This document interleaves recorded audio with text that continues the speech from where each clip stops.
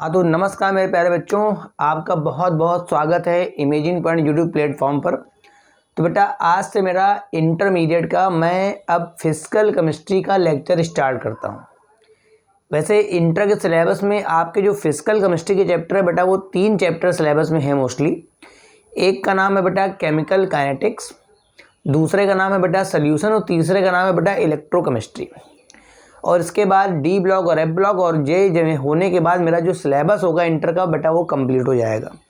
तो जिन बच्चों ने भी मेरा यूट्यूब चैनल सब्सक्राइब कर रखा है वो इस यूट्यूब के माध्यम से क्लास 12 के किसी भी बोर्ड का सिलेबस बहुत आराम से बेटा कंप्लीट कर सकते हैं।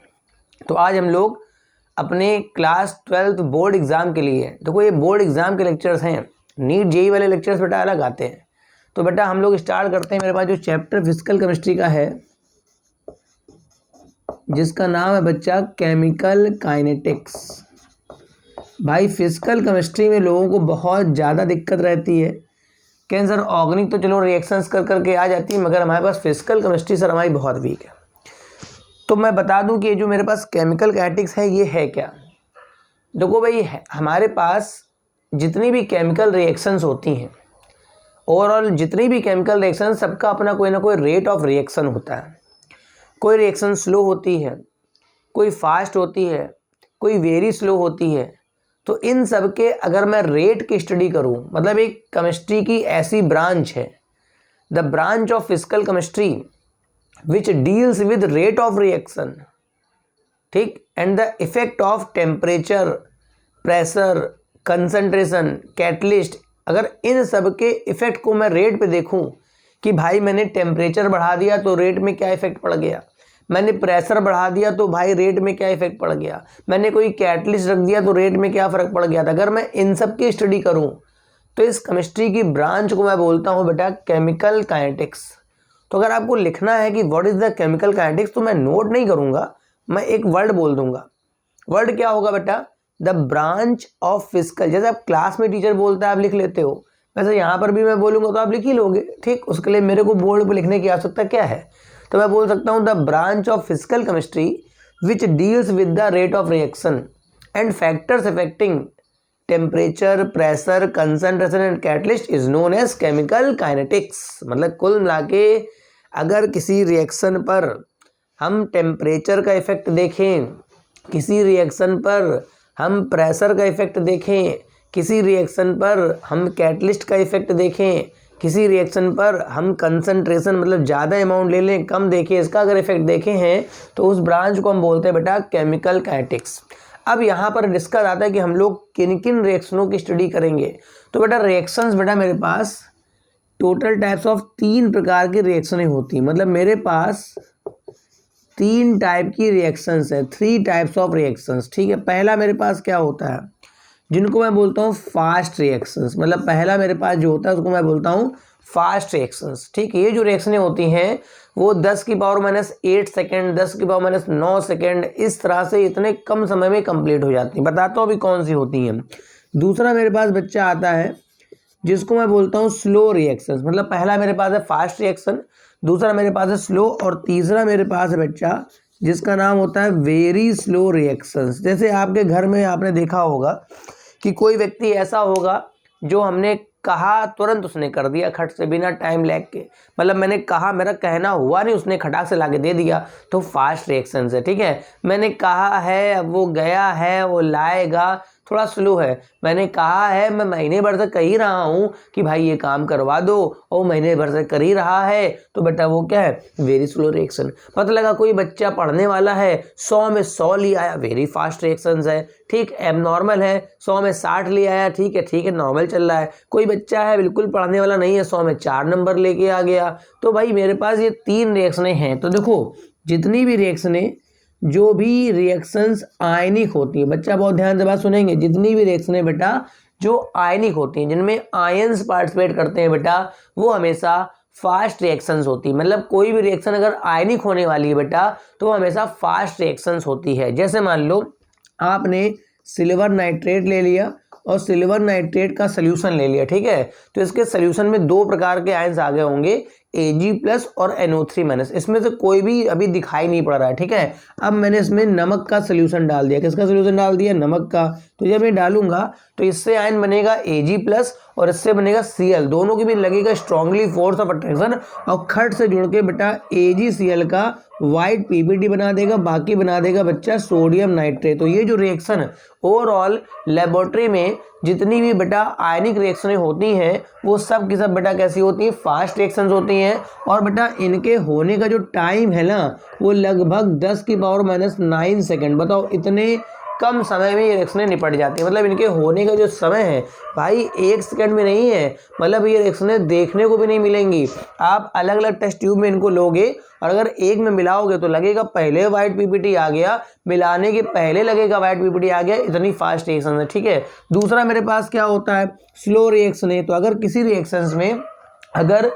रिएक्शंस में कोवैलेंट बॉन्ड पार्टिसिपेट करते हैं, बात सुनेंगे ध्यान से, अगर किसी रिएक्शन में कोवैलेंट बॉन्ड ब्रेक होने, फॉर एग्जांपल मैंने एक रफली एग्जांपल ले लिया, AB की रिएक्शन मैं XY से करा रहा हूँ, ठीक है। आप देख सकते हैं ये भी कोवैलेंट बॉन्ड है और ये भी बेटा कैसा है? Covalent bond. तो बेटा इसको ब्रेक करने में कुछ एनर्जी लगेगी। एनर्जी जहां लग जाएगी थोड़ी सी तो वहां पे थोड़ा समय लगेगा, ठीक है। इसको ब्रेक करने में कुछ टाइम लगेगा, इसको ब्रेक करने में कुछ टाइम लगेगा, तब जाके मेरा AX बनेगा और प्लस मेरे पास BY बनेगा। बात समझ रहे हैं? तो अगर आप देखें तो जिन रिएक्शनों में मेरे को कोवैलेंट बॉन्ड ब्रेक करने होते हैं बेटा, जिन रिएक्शनों में मेरे को कोवैलेंट बॉन्ड ब्रेक करने होते हैं बेटा, वो रिएक्शनें स्लो रिएक्शंस होती हैं, ठीक है ना। और तीसरा मेरे पास होता है वेरी स्लो रिएक्शंस, ठीक है, जैसे रस्टिंग ऑफ आयरन, ठीक है। इसका एग्जांपल मैं बता दूं, रस्टिंग ऑफ आयरन। तो आयरन पे जंग लगना, अगर आप आयरन को खुला छोड़ दें इन मॉइस्चर एंड एयर, ठीक है, अगर आप आयरन को खुला छोड़ दें इन मॉइस्चर एंड एयर तो उस पर एक ब्राउन कलर की आयरन के ऑक्साइड की लेयर जम जाती है बेटा और वो बहुत कमजोर होती है। जितना आयरन मजबूत होता है उतनी वो लेयर बेटा कमजोर होती है। तो ये जो रिएक्शन है रस्ट लगना कोई 1 दिन 2 दिन का काम नहीं है। रस्ट लगने में 6-7 महीने भी लग सकते हैं, 1 साल भी लग सकता है। तो ये जो रस्टिंग ऑफ आयरन है ये भी एक प्रकार का है तो केमिकल रिएक्शन, क्योंकि लोहे का ऑक्साइड बन रहा है, मगर इसके होने में बेटा मेरे को 6 महीने लगभग लग जाना है, ठीक है ना। अब बताइए 3 प्रकार की रिएक्शनें मेरे को पढ़ने को मिली। पहला मेरे पास फास्ट है, दूसरा मेरे पास स्लो है, तीसरा मेरे पास क्या है? Very slow. तो अब ये देखना है कि हमें केमिकल काइनेटिक्स की स्टडी इन दिनों में किस पे करनी है। मतलब हमें इस पे स्टडी करनी है कि हमें इस पे स्टडी करनी की है। देखो ध्यान रखना, जो रिएक्शनें बहुत फास्ट हो रही हैं, देखो भाई जो देखने को भी नहीं मिल रही हैं, जो रिएक्शंस देखने को भी नहीं मिल रही हैं उन पे आप क्या ही स्टडी करोगे। ये ऑलरेडी इतनी तेज हो रही हैं, आपने मिलाया खट से बन गया। जो देखने को आप देख नहीं पा रहे हो, रिएक्शंस इतनी फास्ट हो रही हैं, उनमें आप क्या इफेक्ट ऑफ टेम्परेचर लगाओगे, क्या ही प्रेशर चेंज कर पाओगे बीच में, क्या ही कुछ चेंज कर पाओगे। तो सीधी सी बात है हम लोग आयनिक रिएक्शंस की बेटा केमिकल काइनेटिक्स की स्टडी नहीं कर पाते हैं, बहुत मुश्किल काम है। कुछ हाईटेक मेथड होते हैं, NMR मेथड वगैरह, उनसे इनकी स्टडी करते हैं जो आपके सिलेबस में नहीं है, ठीक है ना। दूसरा मेरे पास जो रस्टिंग ऑफ आयरन है ये भाई इतना धीमे चल रहा है कि अगर आपने इसकी स्टडी करी तो 3-4 साल तो इसी में चले जाएंगे भाई। जो ऑलरेडी 6-7 महीने में हो रहा है, फिर आपने कुछ इफेक्ट लगाया, उसके बाद फिर वो 5 महीने में हुआ, तो 1-1.25 साल तो गया ना मेरा। तो इतनी स्लो है कि इसको भी मैं स्टडी नहीं कर पाऊंगा, ठीक है ना।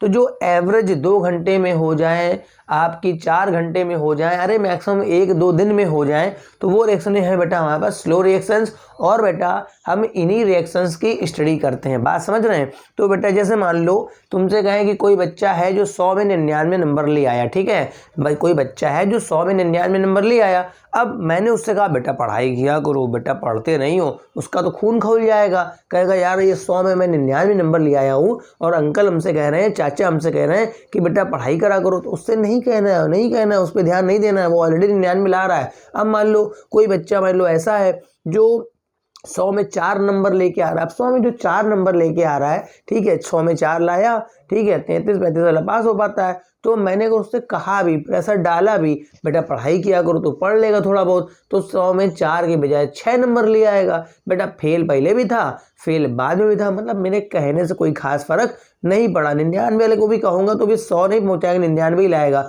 और अगर मैं 4 वाले से भी कहूंगा तो भी 6 ले आएगा, मतलब पहले भी फेल था और बेटा मेरे कहने के बाद भी क्या फेल ही तो है ना, कौन सा पास हो गया। तो हाँ, अगर कोई बच्चा 100 में 60 नंबर लेके आया, कितने नंबर लेके आया 60, मैं जानता हूँ यार इसके 80 बन सकते हैं, तो मैंने उस पर प्रेशर डाला, रोज मैंने उससे कहा तो मेहनत करना चालू करेगा, तो फिर 60 वाला जब 80 लेके आ जाएगा तो मेरा जो काम, उस पर जो प्रेशर डालना है वो फायदा दे गया। बात समझ रहे हैं। तो इस वजह से हम लोग जितनी भी स्टडी करते हैं बेटा, हम लोग स्लो रिएक्शंस की स्टडी करते हैं, हम लोग फास्ट रिएक्शन की स्टडी नहीं करते और वेरी स्लो की भी नहीं करते हैं। तो अब इसके बाद अपने अगले सेगमेंट में चलते हैं, जिसका नाम बच्चा क्या है, रेट ऑफ रिएक्शन। बहुत पूछा जाता है, क्योंकि बोर्ड लेवल का है तो मैं बोर्ड लेवल की ही बातें करूंगा, ठीक है। तो हेडिंग डाल दीजिए सभी बच्चे, रेट ऑफ रिएक्शन। देखो जब भी कोई रिएक्शन चलती है, जब भी कोई रिएक्शन चलती है बेटा, तो उसका कोई ना कोई रेट होता है। क्या रेट का मतलब, भाई कोई रिएक्टेंट होगा, कोई प्रोडक्ट होगा, ठीक है। तो ये रिएक्टेंट जो होता है ना बेटा, वो लगातार प्रोडक्ट में कन्वर्ट हो रहा है, मतलब जो रिएक्टेंट होता है बेटा वो लगातार प्रोडक्ट में बेटा कन्वर्ट हो रहा होता है। तो हम लोग ये देखते हैं कि भाई टोटल रिएक्टेंट कितना चेंज हुआ है और कितने समय तक रिएक्शन चली है, मतलब कुल मिला के change in concentration of reactant और change in concentration of product divided by कितना समय लगा। ऐसे बोल सकते हैं यूनिट टाइम में, यूनिट टाइम में जितना भी रिएक्टेंट प्रोडक्ट में कन्वर्ट हुआ है, या ऐसे बोल सकते हैं यूनिट टाइम में रिएक्टेंट में जो भी चेंज आया। अच्छा, जितना रिएक्टेंट में चेंज आएगा उतना ही किस में चेंज आएगा, मोस्टली प्रोडक्ट में आएगा। तो यूनिट टाइम में रिएक्टेंट में जो चेंज आया है, या फिर हम ऐसे बोल सकते हैं कि यूनिट टाइम में प्रोडक्ट में जो चेंज आया है, ठीक है, उन दोनों के रेशियो को हम बोलते हैं बेटा क्या, आपका रेट ऑफ द रिएक्शन। मतलब किसी भी रिएक्शन का रेट लिखना है तो मैं लिख सकता हूँ formula rate of reaction is equal to, formula क्या बन जाएगा बच्चा, ऊपर हो जाएगा change in concentration of reactant और प्रोडक्ट। देखो ये जो लिखा है रिएक्टेंट और प्रोडक्ट अपॉन नीचे आपका टाइम हो जाएगा। नीचे टाइम का डिवाइड करने का मतलब आपको पता होगा, फिजिक्स में समझाया गया होगा कि बटे में जब भी कुछ आता है तो वो यूनिट, जैसे बटे में वॉल्यूम आ गया तो हम बोलते हैं यूनिट वॉल्यूम में है, ठीक है। बटे में टाइम आ गया तो मैं बोलता हूँ यूनिट टाइम में है। बटे में एरिया आ गया तो पर यूनिट एरिया चल रहा है, नहीं समझे बात। तो इसी तरह से हम ये देखेंगे रेट ऑफ रिएक्शन का मतलब क्या है कि change in concentration of reactant. देखो चेंज बेटा रिएक्टेंट में भी होगा और बेटा चेंज मेरा प्रोडक्ट में भी होगा, ठीक है। तो जितना चेंज, जितना मालूम मैंने कहा 6 मोल लिया था और 6 मोल के बाद जब रिएक्शन खत्म हुई तो उधर 2 मोल बचा, तो आपका चेंज कितने का आया 4 मोल का, और ये पूरा होने में 10 मिनट लग गया। कितना मिनट लग गया 10, तो मैं डिवाइड बाय 10 कर दूंगा तो आपका निकाल आएगा रेट ऑफ द रिएक्शन। बात समझ रहे हैं। तो अगर किसी भी रिएक्शन का रेट निकालना है तो फॉर्मूला है चेंज इन कंसंट्रेशन, जो भी अमाउंट है चेंज रिएक्टेंट में देख लो और चाहे आपका प्रोडक्ट में देख लो, ठीक है। तो और ऐसे हम लोग डिफाइन करेंगे। अच्छा, इसका अगर यूनिट लिखना है, यूनिट तो देखो ऊपर तो बेटा कंसंट्रेशन है, क्या है बेटा कंसंट्रेशन। तो कंसंट्रेशन का जो यूनिट होता है वो होता है मोल पर लीटर, ठीक है। ये जो मेरे पास मोल पर लीटर है ये बेटा कंसंट्रेशन का यूनिट है। अपॉन में टाइम का मैं मान लेता हूँ, चलो सेकंड मान लेता हूँ। टाइम तो सेकंड में हो सकता है, मिनट में हो सकता है, वो आप जानते हैं, ठीक है। तो ये लीटर नीचे आ जाएगा, तो मोल अपॉन लीटर सेकंड मान लिया, तो मोल और लीटर इनवर्स और सेकंड इनवर्स, मतलब मोल पर लीटर तो फिक्स रहेगा। बाकी आपका टाइम सेकंड इनवर्स हो सकता है या मिनट इनवर्स हो सकता है या घंटा इनवर्स भी हो सकता है, ठीक है। तो ये मेरे पास रेट ऑफ रिएक्शन हो गया। अब रेट मेरे पास एक कभी कभी पूछता है कि बेटा एवरेज रेट ऑफ रिएक्शन क्या होता है, ठीक है। तो ये एक तो जनरलाइज रेट ऑफ रिएक्शन, दूसरा मेरे पास होता है एवरेज रेट ऑफ रिएक्शन। देखो इसमें थोड़ा सा डिफरेंस है। जैसे ये तो पूरे रिएक्शन का है। अब मान लो कोई रिएक्शन है वो 1 मिनट से लेकर के 10 मिनट तक चली है, ठीक है। कोई रिएक्शन है वो 1 मिनट से लेकर 10 मिनट तक चली, इसे 10 पार्ट में मान लो डिवाइड है, ठीक है। कोई रिएक्शन है वो 1 मिनट से लेकर कितने मिनट तक चली बेटा 10 मिनट तक। अब मैं कह रहा हूँ कि ये मेरे पास दूसरा मिनट है और ये मेरे पास 5वां मिनट है। तो दूसरे मिनट से एक टाइम इंटरवल, एक मैं टाइम इंटरवल लूंगा, ठीक है ना। एक पर्टिकुलर टाइम इंटरवल में, ठीक, जैसे मतलब 2 मिनट से 5 मिनट के बीच में कितना चेंज हुआ, ठीक है। या मैंने कहा 5 मिनट से 8 मिनट के बीच कितना चेंज हुआ। तो अगर आप एक टाइम इंटरवल लेके चलेंगे कि भाई इस टाइम इंटरवल में कितना रिएक्टेंट चेंज हुआ, तो उसके लिए हम लोग बोलते हैं बेटा एवरेज रेट ऑफ रिएक्शन, ठीक है। जैसे मान लो इसको मेरे को लिखना है तो एवरेज रेट ऑफ रिएक्शन, ठीक है। तो इसको लिखेंगे हम लोग, अगर इन टर्म्स ऑफ ए लिखेंगे तो मैं लिख सकता हूं change in concentration of reactant और product in a particular time interval, in a particular time, और इंटरवल को INT लिख देता हूँ, ठीक है। अपॉन में जितना भी चेंज समय में आया डेल्टा टी ऐसे लगा दिया, ठीक है। जितना टाइम चेंज हुआ है वो डेल्टा टी का मतलब है T2 माइनस T1, ठीक है।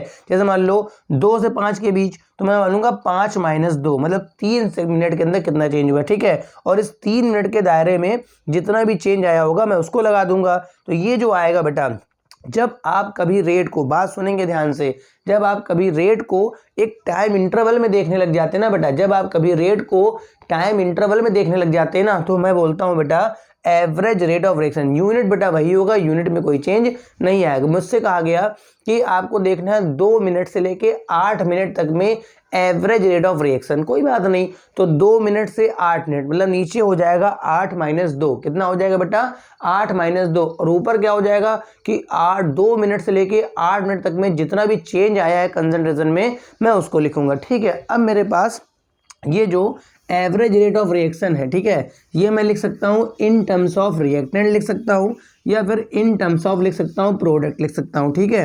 मतलब ये जो मेरे पास एवरेज रेट ऑफ रिएक्शन है वो लिख सकता हूँ इन टर्म्स ऑफ रिएक्टेंट, या फिर लिख सकता हूँ इन टर्म्स ऑफ प्रोडक्ट, ठीक है। मैंने पहले लिखता हूँ average rate of reaction in terms of reactant को मैं ए लिख लेता हूँ, ठीक है। रिएक्टेंट को क्या लिख लेता हूँ ए। मैंने मान लिया कि मान लो टाइम T1 था, मेरे पास टाइम T1 था, इसमें मेरे पास जो रिएक्टेंट था उसका अमाउंट A1 था, ठीक है। बात सुनिएगा क्या मैं कह रहा हूँ, मेरे पास टाइम T1 था, इसमें जो रिएक्टेंट का अमाउंट था वो A1 था, मगर जब टाइम T2 आ गया, टाइम क्या आ गया T2 आ गया, तो बेटा ये क्या बन गया A2 हो गया। मतलब T1 टाइम में जो आपके पास रिएक्टेंट था बेटा वो A1 था, और T2 टाइम में बेटा जो था वो A2 था। एक चीज़ ये इसमें पता होगा कि आपको जो निकालना है रेट ऑफ रिएक्शन, तो ऊपर मैं देखूंगा चेंज इन कंसंट्रेशन। तो पहले आप ये बताइए कि आपको हमेशा फाइनल से पहले वाला घटाना होता है, क्या करना होता है बेटा, फाइनल से पहले वाला घटाना। तो बताओ फाइनल यहाँ पर A2 है और ये बेटा A1 है, तो ऊपर आ जाएगा बेटा A2 माइनस क्या आ जाएगा A1, और नीचे बेटा क्या आ जाएगा T2 माइनस T1। बात समझ रहे हैं, ये वैल्यू आ जाएगी A2 माइनस A1 अपॉन में हो जाएगा। अच्छा ऊपर तो मैं अभी छोड़ रहा हूँ, नीचे मैं लिखूंगा डेल्टा टी। अच्छा एक चीज़ सुनिएगा बहुत ध्यान से, कैपिटल टी लिख लो कोई इशू नहीं, कैपिटल टी आप लिख लीजिए कोई इशू नहीं। देखो नीचे तो वैल्यू बेटा पॉजिटिव आई होगी, ठीक है, नीचे तो वैल्यू बेटा पॉजिटिव आई होगी। क्यों पॉजिटिव आई होगी, क्योंकि समय हमेशा बढ़ता है। जैसे ये 5 मिनट है तो ये 8 मिनट होगा, ये 6 मिनट है तो ये 10 मिनट, तो बेटा ये बाद वाला ज़्यादा है, मतलब T2 हमेशा ज़्यादा है और T1 हमेशा क्या है कम है। अगर T2 ज़्यादा है और T1 कम है तो जब आप T2 में T1 घटाएंगे तो प्लस का आएगा। मगर यहाँ पे ये बताइए ये जो A है बेटा रिएक्टेंट है, ये A क्या है,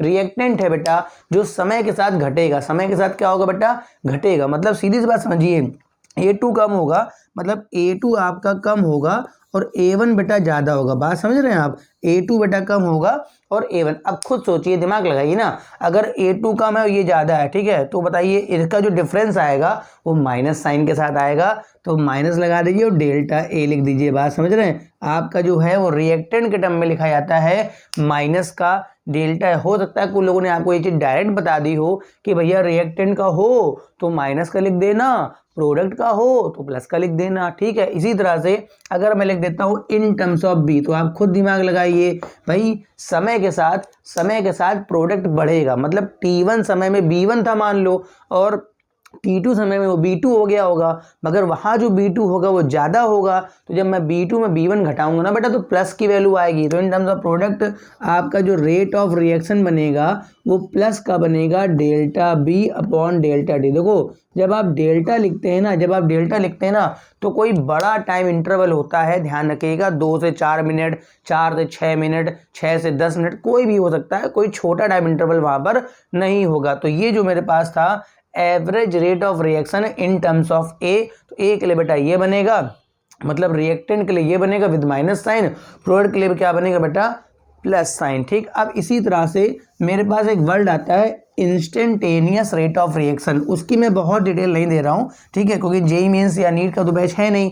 तो एक मेरे पास वर्ड होता है instantaneous rate of reaction. Sir ji ये क्या होता है? देखो, अगर मैं आपसे कह रहा हूं कि मैंने किसी टाइम इंटरवल में रेट ऑफ रिएक्शन निकाला, बहुत ध्यान से बात सुनेंगे सभी बच्चे, अगर मैं ये कह रहा हूं कि मैंने एक टाइम इंटरवल में रेट ऑफ रिएक्शन निकाला है, तो बेटा वो निकलेगा एवरेज रेट ऑफ रिएक्शन। क्या निकलेगा? एवरेज।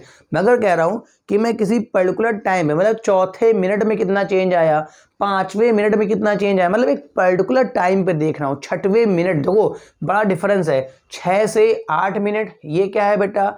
टाइम इंटरवल है। छठवें मिनट में कितना है? तो या तो एक छोटा सा टाइम है ना, बिल्कुल छोटा सा। तो जब मैं किसी पर्टिकुलर मिनट में देखूंगा कि छठवें मिनट में कितना चेंज आया, तो छठवें मिनट एक छोटा टाइम है और उसमें छोटा ही कोई चेंज आया होगा, तो उसके लिए मैं बोलता हूं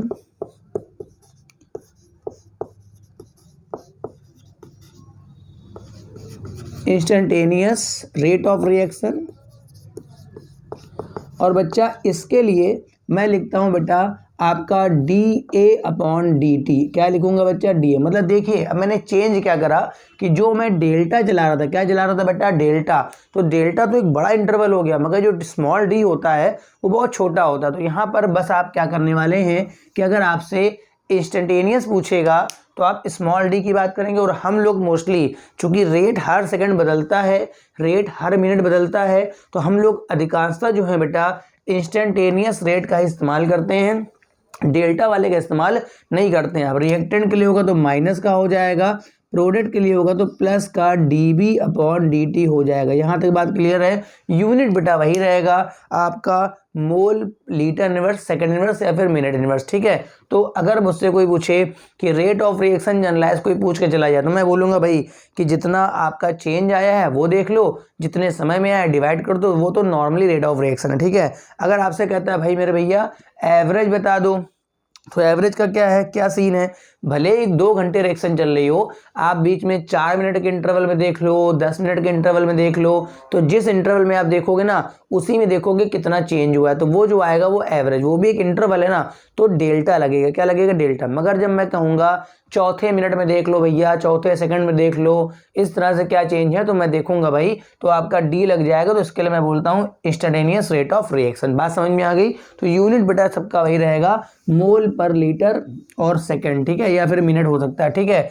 अब यहाँ पर मैं पहले स्टार्टिंग करता हूँ अपने कुछ पॉइंट्स को लेकर के कि अगर जब भी कोई रिएक्शन मेरी चल रही होगी, ठीक है, जब भी कोई रिएक्शन बेटा चलती है ना, तो उसमें ये बताइए रिएक्टेंट क्या होता है। रिएक्टेंट समय के साथ घटेगा कि बढ़ेगा? तो कई बच्चे सोच लेंगे रिएक्टेंट समय के साथ क्या होगा, घटेगा, और जो प्रोडक्ट होता है बेटा वो समय के साथ क्या होता है, बढ़ता है। तो रिएक्टेंट के घटने के रेट और बेटा प्रोडक्ट के बढ़ने के रेट, मतलब कुल मिला के the disappearance of rate of reactant and appearance of rate of product में क्या रिलेशन होगा। क्या जरूरी है कि जितनी स्पीड से रिएक्टेंट घटे, क्या जरूरी है जितनी स्पीड से रिएक्टेंट घटे, क्या उतनी स्पीड से प्रोडक्ट क्या बढ़ सकता है? क्या सब में ऐसा हो सकता है क्या? जैसे कुछ लोग बताते हैं भाई जितना रिएक्टेंट घटेगा भैया उतना तो बढ़ेगा। सीरियस बात, ऐसा नहीं होता है बेटा, ऐसा नहीं होता है। हो सकता है कि रिएक्टेंट के घटने का जो रेट है, डिक्रीमेंट का जो रेट है, और प्रोडक्ट के जो इंक्रीमेंट का रेट हो सकता है बराबर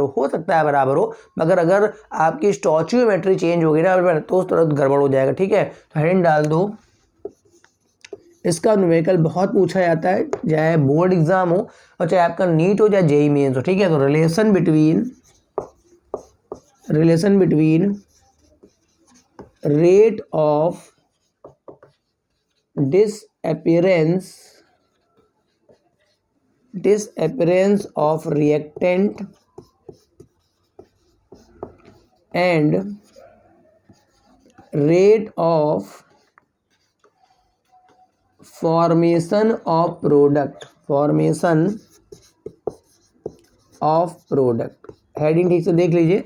मतलब मेरे पास जो भाई रिएक्टेंट है, बात सुनिए, मेरे पास जो रिएक्टेंट है उसका बेटा काहे का रेट होता है, रेट ऑफ डिसअपीयरेंस, सही है। और जो मेरे पास प्रोडक्ट है बेटा, प्रोडक्ट, उसका काहे का रेट होता है बेटा, फॉर्मेशन का रेट। तो इनमें मेरे को क्या चाहिए बेटा, रिलेशन चाहिए। मतलब रिएक्टेंट के घटने का रेट रिएक्टेंट के घटने का रेट बेटा और प्रोडक्ट के बढ़ने के रेट में बेटा क्या रिलेशन होता है, इस चीज़ को हम डिस्कस करने जा रहे हैं। ठीक है, अब मान लीजिए मेरे पास कोई रिएक्शन लिखी है ए से बी, मेरे पास क्या लिखी है ए से बी, तो पहला काम हम ये देखेंगे कि दोनों की स्टोइचियोमेट्री देख लीजिएगा। जैसे ये क्या है, यहाँ पर 1 है, यहाँ पर 1 है, अगर दोनों जगह इक्वल चल रहा है, अगर दोनों जगह इक्वल चल रहा है, इसका मतलब बेटा क्या होगा, इसका मतलब ये होगा कि दोनों इक्वल है, मतलब जितनी रेट से ए घटेगा, मतलब जितने रेट से ए घटेगा उतने ही रेट से बेटा बी आपका बढ़ेगा। ठीक है, तो दोनों वैल्यू इक्वल होंगी, बस जो रिएक्टेंट वाला होगा उसका रेट बेटा माइनस में लिखना है और जो प्रोडक्ट वाला होगा बेटा उसका रेट आपको किस में लिखना है, प्लस में। मतलब कुल मिला के अगर स्टोइचियोमेट्री इक्वल चल रही है, ठीक है, तो दोनों का जो रेट है वो बेटा इक्वल होगा। तो क्या इसके लिए इस इक्वेशन के रिलेशन क्या बनेगा बेटा, माइनस का D upon D T, reactant के लिए हमें माइनस लगाना है, इज इक्वल टू प्लस का D B upon D T. अगर मैं इनके लिए वर्ड बोलूँ, भाई इसका नाम क्या है, भाई इसका नाम क्या है, तो मैं बोलूँगा इसका नाम है बेटा rate of disappearance of reactant, या ऐसे भी बोल सकता हूँ rate of decomposition of reactant. ठीक है, अच्छा भाई इसका नाम क्या है, तो भाई क्या इसका नाम है, इसका नाम है rate of formation of product, जो फिलहाल अभी इक्वल है, मतलब जितनी स्पीड से ए घटेगा उतनी स्पीड से आपका बी बढ़ेगा। ठीक है, अच्छा अगर मैंने कोई रिएक्शन ऐसे लिख दी, ए से मैंने 2b कर दी, ए से मैंने क्या कर दी 2b, अब यहाँ भाई गड़बड़ हो गया। भाई देखो ये 1 है तो उसका दुगना बन रहा है, उसका क्या बन रहा है बेटा, दुगना बन रहा है, मतलब अगर ये 3 खर्च हुआ तो वो 6 बनेगा, अगर ये 4 खर्च हुआ तो वो 8 बनेगा, अगर ये 8 खर्च हुआ तो वो 16 बनेगा, मतलब ये दुगना बन रहा है, ट्वाइस बन रहा है। तो दोनों को अगर इक्वल करना, बात सुनेंगे भाई ये ट्वाइस है ना, तो अगर दोनों को इक्वल करना है तो भाई आप इसका हाफ कर दो, ठीक है, या इसका ट्वाइस कर दो, बात तो वही है। अगर मैं कहूँ एक वैल्यू लिखी है 4 और एक लिखी है 8, सही है, इनको इक्वल करना है तो या तो आप इसमें 2 का मल्टीप्लाई कर दीजिए या इसमें 2 का डिवाइड कर दीजिए। तो एक बात सिंपल सी बात सुनिएगा कि अगर स्टोइचियोमेट्री सेम ना हो, अगर स्टोइचियोमेट्री सेम ना हो तो जिसमें जो स्टोइचियोमेट्री लगी हो उसके रेट में आप उसी का डिवाइड कर दीजिएगा। बात समझ रहे हैं, जैसे यहाँ पर क्या हो जाएगा, यहाँ तो 1 का डिवाइड करो तो कोई मतलब नहीं, वही आ जाएगा, तो माइनस का डी अपॉन डी टी, उधर क्या होगा प्लस लगेगा, प्लस तो लगेगा, रिएक्टेंट में सब जगह प्लस लगता है, सॉरी रिएक्टेंट में सब जगह माइनस लगता है, प्रोडक्ट में सब जगह प्लस, प्लस का आप इसका हाफ कर देंगे क्योंकि वो डबल बन रहा है ना, तो भाई हाफ कर दोगे तो इक्वल हो जाएगा, तो प्लस का half D B upon D T, इस तरह से मेरे पास ये रिलेशन आ जाएगा। ठीक है, तो ये जो मेरे पास वैल्यू आई है इसमें से मेरे पास जो D B upon D T है, इसमें से मेरे पास जो D B upon D T है ये है rate of formation of product, और जो मैंने D A upon D T है ये है बेटा रेट ऑफ डिसअपेरेंस ऑफ। और हाँ, ओवरऑल जो वैल्यू है, चाहे ये वैल्यू अगर आप पूरी मिला के लेंगे, बहुत ध्यान से बात सुनेंगे, चाहे ये वैल्यू पूरी लो चाहे ये वैल्यू पूरी लो, ये होता है रेट ऑफ रिएक्शन। देखो बच्चा परेशान होता है इस चीज़ में, रेट ऑफ रिएक्शन। जब मुझसे अगर मैं इस फॉर्मूले से D B upon D T 1/2 हटा के बोल रहा हूँ, अगर मैं D B upon D T निकालूँ तो वो होगा rate of formation of product. ठीक है, अब अगर मैं 1/2 करके निकालता हूँ तो बेटा वो हो जाएगा रेट ऑफ रिएक्शन, और वो तो चूंकि इसके इक्वली है तो वो भी क्या हो जाएगा, रेट ऑफ रिएक्शन। अब मान लो मेरे को रिएक्शन दी जाए ए से 3 है, तो मैंने आपसे एक सिंपल ए से 3b कर लेते हैं, ए से 3b। तो मैंने सिंपल कॉन्सेप्ट बताया कि आपकी जो भी स्टोइचियोमेट्री लिखी हो, ठीक है, आपकी जो भी स्टोइचियोमेट्री लिखी हो आप बेटा उसी में डिवाइड कर दीजिएगा, तो वैल्यू इक्वल, भाई तिगुना बन रहा है ना, तो भाई 3 का डिवाइड कर दो इक्वल हो जाएगा, मतलब क्या बनेगा भाई, माइनस का D A upon D T plus का 1/3 D B upon D T. अब यहाँ पर एक क्वेश्चन आता है, एक वर्ड आता है rate of formation of product. ठीक है भाई, तो जब आएगा rate of formation of product तो वो वैल्यू आपकी होगी D B upon D T, क्या होगी, D B upon D T. जब कभी कहेगा रेट ऑफ रिएक्शन तो बेटा 1/3 मिला के जो है 1/3, क्योंकि इक्वल होगा रेट ऑफ रिएक्शन, ठीक है, तो 1/3 मिला के लोगे तो वो रेट ऑफ रिएक्शन होगा, और केवल D B upon D T लोगे तो वो बेटा rate of formation of B होगा। ठीक है ना, अब यहाँ पे हम लोग कुछ अपनी केमिकल रिएक्शंस पढ़ लेते हैं जिनमें आपको इस तरह के रिलेशनशिप पूछ सकता है, फिर एक न्यूमेरिकल सॉल्व कर लेंगे और बड़ा आगे बढ़ जाएंगे। ठीक है, तो देखो भाई मेरे पास क्या है, एक बात का ध्यान रखना है कि जो स्टोइचियोमेट्री हैं उनका उन्हीं के रेट में डिवाइड कर देना, तो सब रेट इक्वल हो जाएंगे, वो होगा रेट ऑफ रिएक्शन। और हो सकता है रिएक्टेंट होगा तो उसमें माइनस लगाना है, प्रोडक्ट होगा तो क्या लगाना है, प्लस। फॉर एग्जाम्पल मैंने रिएक्शन लिखी N2 plus 3H2 reversible sign to NH3। अब इसके लिए देखो तीन प्रकार के रेट होंगे, एक तो इसके डिकम्पोजिशन का रेट होगा, एक बटा इसके डिकम्पोजिशन का रेट होगा, एक बटा अमोनिया के फॉर्मेशन का रेट होगा। ठीक है, अच्छा इसकी स्टोइचियोमेट्री बेटा कितनी 1, तो 1 का डिवाइड करो चाहे ना करो माइनस जरूर लगा देना। क्या लगा देना? माइनस। तो dt ऑफ N2 ये तो पहला हो गया। ठीक है, बराबर में आ जाइए, बराबर में आ जाइए। ठीक है, यहाँ पर भी माइनस लगेगा, तो माइनस का स्टोइचियोमेट्री 3, तो 1/3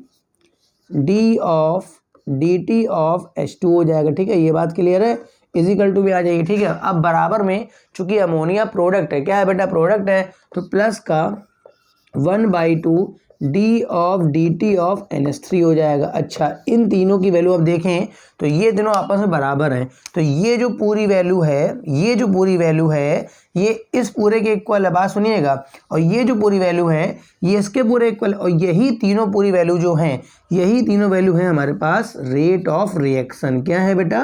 rate of reaction. Rate of बच्चा क्या है? रिएक्शन। ठीक है, अच्छा ये तो इनमें से तुम इसकी पूरी वैल्यू उठा लो, चाहे बेटा इसकी उठा लो और चाहे बेटा इसकी उठा लो, सब बेटा क्या कहलाएंगी? Rate of reaction. मगर अगर पेपर में आया rate of formation of ammonia बताओ, ठीक है, तो आप केवल क्या निकालेंगे? D of dt of NH3। ठीक है, अगर कहेगा rate of decomposition of H2 बताओ, तो आप केवल क्या निकालेंगे? D of D2 of H2। अगर क्या बताओ रेट ऑफ डिकम्पोजिशन N2, तो ये तो यही वैल्यू हो जाएगी। ठीक है, तो ये इस तरह से। इसमें क्या होगा कि अगर आपको एक वैल्यू भी पता है, क्या पता है बेटा? एक वैल्यू, चाहे ये दे दे तो इन दोनों को इक्वल करके हम ये निकाल लेंगे, ये दे दे तो हम इन दोनों को इक्वल, कुछ भी एक वैल्यू दे दे तो हम सबको इक्वल करके सारी वैल्यू निकाल सकते हैं। मगर ध्यान रखना रेट ऑफ रिएक्शन और रेट ऑफ फॉर्मेशन डिकम्पोजिशन थोड़े अलग अलग होते हैं, मैं बता चुका हूँ। ठीक है, अब मैं अपना इस तरह का कोई भी इक्वेशन ले लूँ, सबके लिए बेटा ऐसे ही बन जाएगा। तो मैं एक और लिखूंगा, एक और इक्वेशन लिखूंगा, फिर एक आपको मैं करने के लिए दे दूंगा। ठीक है, जैसे मैंने लिखा 2SO2 प्लस O2 से बनाया मैंने 2SO3। अब इसके लिए कह रहा बताओ भाई क्या रिलेशन बनेगा।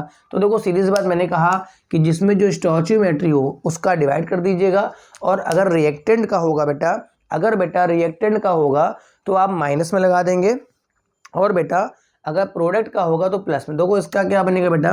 माइनस का 1/2, भाई देखो 1/2 करना है, D of dt of SO2 हो जाएगा, और इजिकल टू में इसमें 1 का डिवाइड का कोई मतलब है नहीं, माइनस का D of dt of O2 हो जाएगा, प्लस का यहाँ क्या हो जाएगा बच्चा? प्लस क्यों लगा दिया? आप समझ रहे हैं, प्रोडक्ट है, 1/2 D of dt of SO3 कर दिया। अब चाहे तो आप ये पूरी वैल्यू उठा ले, चाहे ये पूरी वैल्यू ले लो, चाहे ये पूरी, चाहे ये सब आपस में इक्वल है, तो ये होगा रेट ऑफ रिएक्शन। हाँ, जब केवल इतना टर्म उठाओगे, दो छोड़ करके, ये 1/2 छोड़ के, तो ये है rate of formation of SO3, ये है पूरा अकेले ही है rate of decomposition of O2। ये क्या है बेटा? इतना portion rate of decomposition of SO2 है। बात समझ रहे? अब मैं आपको इसी से रिलेटेड एक न्यूमेरिकल करा देता हूं, फिर बाकी जो लेक्चर है वो नेक्स्ट टॉपिक में आएगा, जिसमें हम लोग डिस्कस करेंगे कि मेरे पास एलिमेंट्री रिएक्शनें क्या होती हैं। पहले रेट ला डिस्कस करेंगे, फिर मॉलिक्यूलरिटी डिस्कस करेंगे, फिर ऑर्डर डिस्कस करेंगे, फिर कितने टाइप के ऑर्डर्स हैं, फिर उनके हाफ लाइफ टाइम, फिर उनके न्यूमेरिकल सब कुछ डिस्कस करके जाएंगे। बोर्ड एग्जाम में कुछ छूटेगा नहीं, अगर आपने लेक्चर ये लिया है ना, कोई छोड़ नहीं सकता बोर्ड एग्जाम में आपका कुछ। ठीक है, बात सुनिए।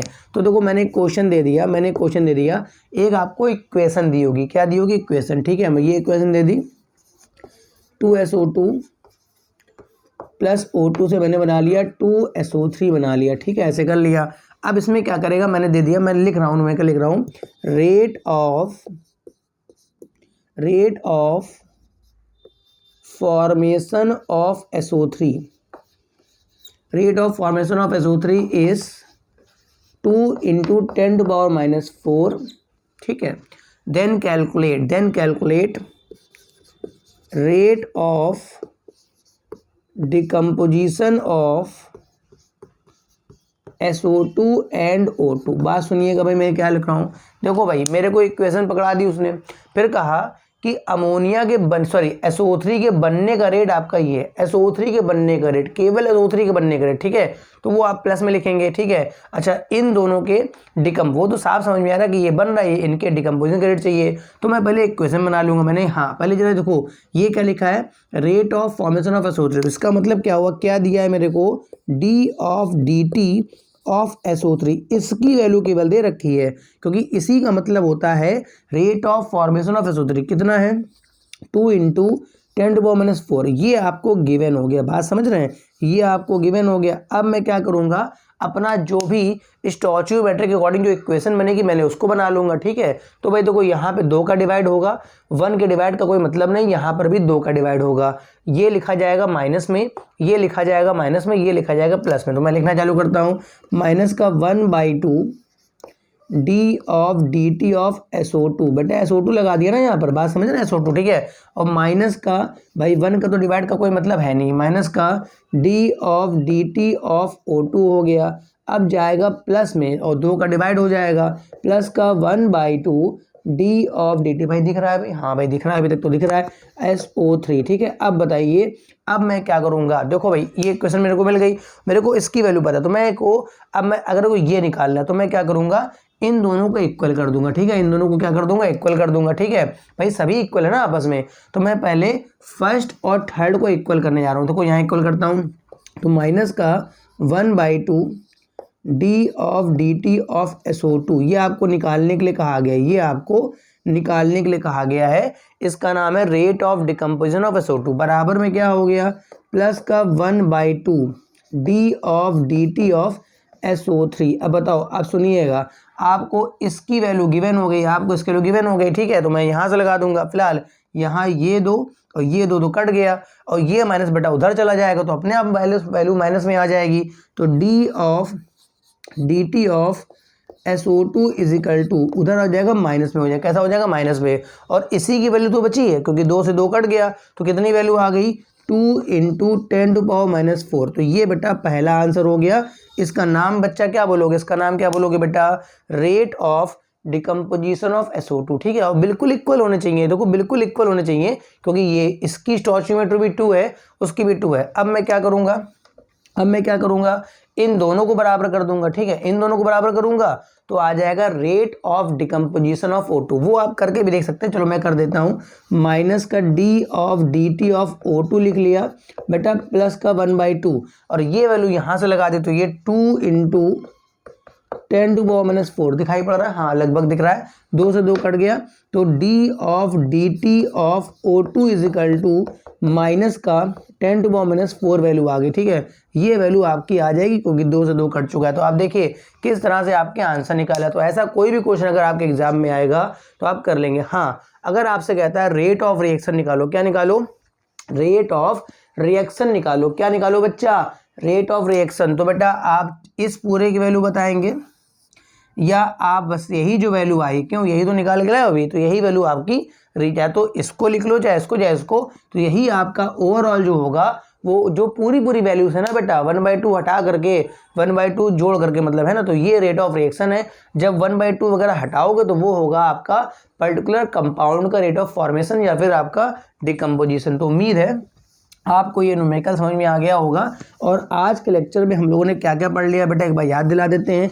हम लोगों ने आज के लेक्चर में क्या सीख लिया, रिएक्शनें कितने प्रकार की होती, तो मैंने बताया बेटा रिएक्शनें बच्चा 3 प्रकार की होती हैं। कौन कौन सी, एक फास्ट रिएक्शंस होती हैं, एक स्लो रिएक्शन होती है, एक वेरी स्लो। और हमें फास्ट वाले की स्टडी क्यों नहीं करनी, क्योंकि इतनी फास्ट है कि देख ही नहीं पाओगे। स्लो वाले की करनी जिसमें बेटा आपका कोवेलेंट बॉन्ड ब्रेक होगा ना, उसकी हमें स्टडी कर लेनी है, और जिसमें आपका रस्टिंग ऑफ आयरन वगैरह में जो 6 महीने लग रहा है उसकी स्टडी हमें नहीं करनी है, ठीक है।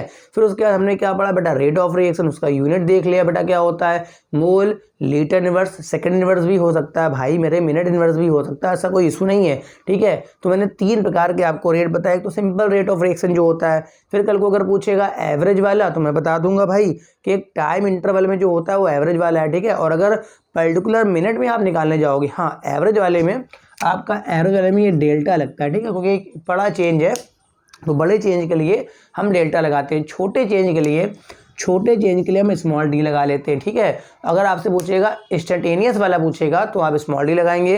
फिर हम लोगों ने सीखा कि भाई rate of decomposition of reactant and rate of formation of product में बच्चा क्या रिलेशन है, और हम लोगों ने उस टाइप का एक न्यूमेरिकल आपका सीख लिया। ठीक है, अब नेक्स्ट में हम लोग क्या डिस्कस करने वाले हैं, मेरे पास एलिमेंट्री रिएक्शन क्या है, कॉम्प्लेक्स रिएक्शन क्या है, और रेट ला क्या होता है, मॉलिक्यूलरिटी क्या है, और बेटा ऑर्डर जैसे ही आ जाएगा चैप्टर चलना चालू हो जाए। चैप्टर तो चलना चालू ही हो गया। ठीक है, तो जिन बच्चों को अब फिजिकल केमिस्ट्री का पूरा सिलेबस कंप्लीट करना होना बच्चा विद न्यूमेरिकल, तो मेरे चैनल को बेटा सब्सक्राइब कर लो। लेक्चर लगातार आते रहेंगे, लेक्चर में कोई ब्रेक नहीं होगा। Thank you for watching.